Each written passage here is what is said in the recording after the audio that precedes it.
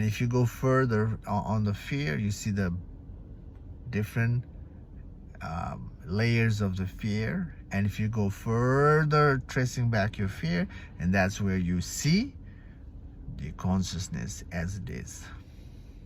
The process is like that. So today you sit, right? You can call this meditation. You can just sit, but observe yourself. Don't invite any breathing technique, visualization mantra, nothing. Just sit.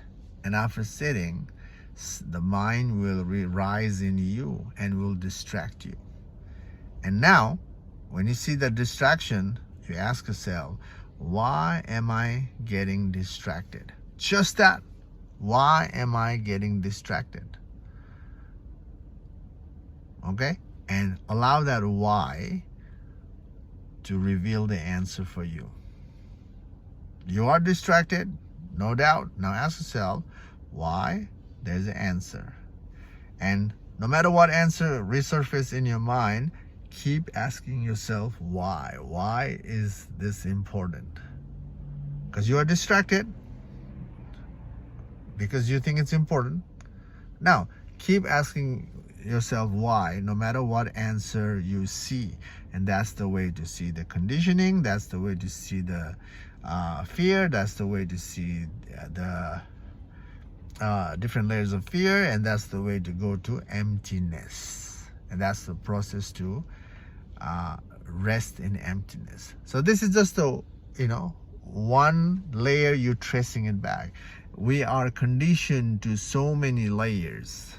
We have so much belief, isn't it? We have to trace it back and trace it back in the same way.